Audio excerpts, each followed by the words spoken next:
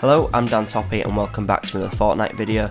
Today I wanted to talk about the new city which was added into the game with a new update just a couple of days ago, and whether it's a good place to drop at the start of the game if you are trying to win. So the new town that was added is called Lucky Landing and it's found on the south coast of the map. This is a second area in the map where we're seeing quite a lot of vertical gameplay, the first place being at Tilted Towers. This place obviously isn't quite as tall as Tilted Towers and isn't quite as compact, but we do have one large tower which is 4 stories high. Apart from the main part of the town, you have a bridge just on the outside of it, and you also have a big temple-like building. These can both hold quite a lot of loot at the start of the game, especially if they both have 2 chests spawning on them. Sometimes new areas that are added into the map can be out in the middle of nowhere and don't hold much good loot, a lot like Junk Junction. That is the best example of a new area that was added into the map that's kind of dead. Not many people go there because there isn't any good loot and it does take a long time to get into the circle. But with this one, you're guaranteed quite a lot of loot there because there is a lot of buildings and the loot positions are very good.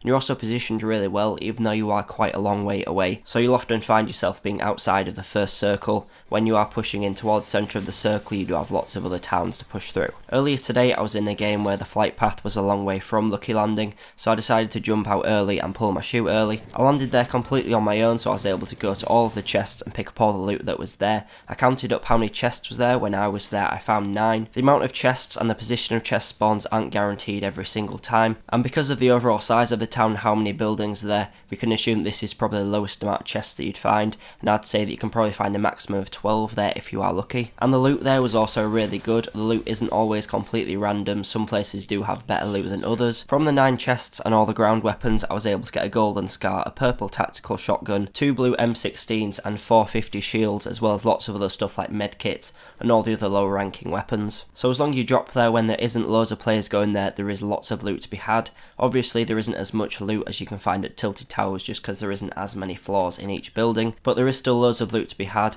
and as you are going to most likely be positioned outside of the first circle, you are going to need to push into it. And all around this new town you have Fatal Fields, Flush Factory, the factory just north of the Flush Factory, and then Salty and Shifty further on before you get to Tilted Towers. And because of the popularity of all of these places and the guaranteed loot that they all have, there will be lots of players there who will be fully looted up, who you should be able to kill quite easily with all of the good loot you found there. All of this makes Lucky Landing a really good place to land if you are trying to win the game, because of all the really good looting routes you can take no matter where the circle lands. In the long term though, I don't really know how much this place is going to get used, don't know how many players are going to keep on dropping there, because you don't really want to keep dropping somewhere if no one else is going to be there. Because once this town gets older, I can see a lot of people just going back to Tilted Towers, going back to all of the normal places where they drop instead of going out to the edges of the map. This is mostly just because of the flight paths that the player normally takes. Most of the time you have to fly quite a long distance and put in a lot of effort just to get there, so a lot of players aren't going to bother and they're just going to drop to their normal locations, which are a lot easier. As this is a Chinese themed town, I don't know if it will be removed after the Chinese New Year event is finished, so this could be a new location that's been added to the map as only a temporary thing. It will be the first one that we've seen, but let me know what you think about that. Having temporary locations put onto the map, I think it would be quite a good idea. Having locations that will pop up for a month or so and then disappear, I think would actually quite good.